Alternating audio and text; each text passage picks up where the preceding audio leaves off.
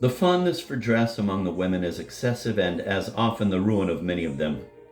A present of a fine mantle or of a necklace or pair of earrings gains the favor of the greater part of them. Nothing is more common than to see a woman living in a house of only 2 rooms and the ground for a floor, dressed in spangled satin shoes, silk gown, high comb, and gilt, if not gold, earrings, and necklace.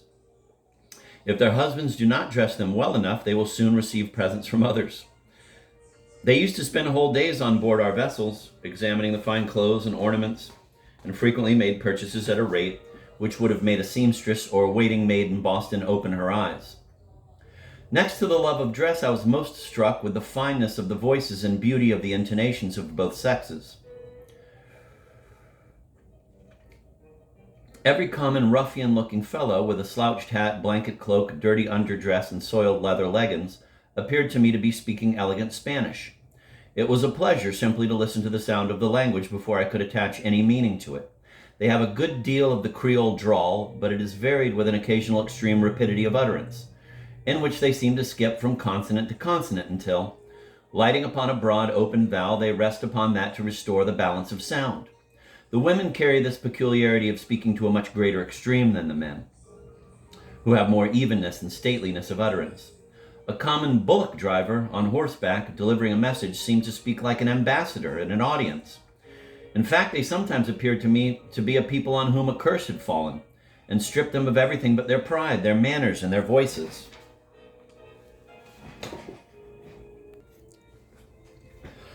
Another thing that surprised me was the quantity of silver that was in circulation. I certainly never saw so much silver at one time in my life as during the week that we were at Monterey. The truth is they have no credit system, no banks, and no way of investing money but in cattle. They have no circulating medium but silver and hides, which the sailors call, quote, California banknotes, end of quote.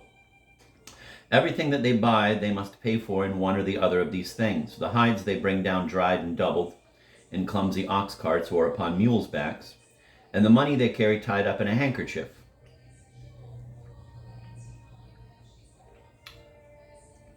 $50, $80, or $100 and half dollars.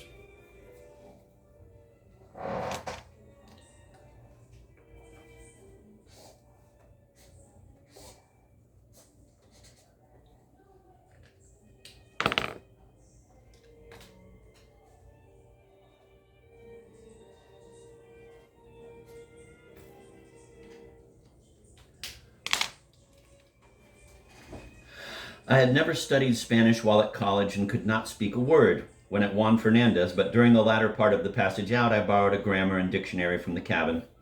And by a continual use of these and a careful attention to every word that I heard spoken, I soon got a vocabulary together and began talking for myself. As I soon knew more Spanish than any of the crew, who indeed knew none at all, and had been at college and knew Latin, I got the name of a great linguist and was always sent for by the captain and officers to get provisions or to carry letters and messages to different parts of the town. I was often sent to get something which I could not tell the name of to save my life, but I liked the business and accordingly never pleaded ignorance. Sometimes I managed to jump below and take a look at my dictionary before going ashore, or else I overhauled some English resident on my way and got the word from him.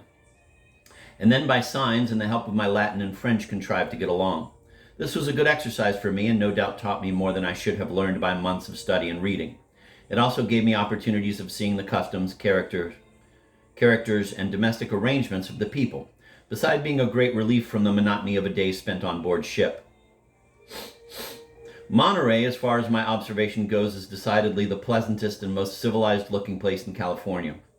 In the center of it is an open square surrounded by 4 lines of one-story plastered buildings with half a dozen cannon in the center, some mounted and others not. This is the Presidio, or fort.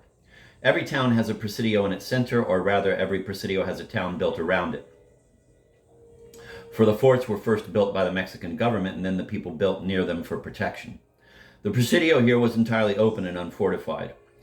There were several officers with long titles and about 80 soldiers, but they were poorly paid, fed, clothed, and disciplined. The Governor General, or as he is commonly called, the General, lives here, which makes it the seat of the government. He is appointed by the central government at Mexico and is the chief civil and military officer. In addition to him, each town has a commandant, who is the chief military officer, and has charge of the fort and of all transactions with foreigners and foreign vessels, and 2 or 3 alcaldes and corregidors, elected by the inhabitants, who are the civil officers.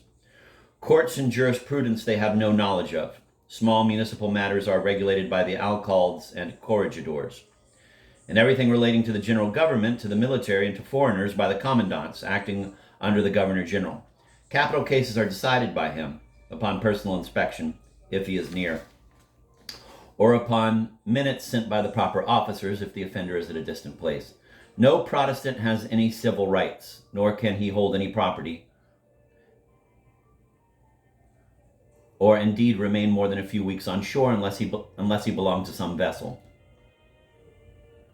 Consequently, the Americans and English who intend to remain here become Catholics to a man, the current phrase among them being, quote, "A man must leave his conscience at Cape Horn," end of quote.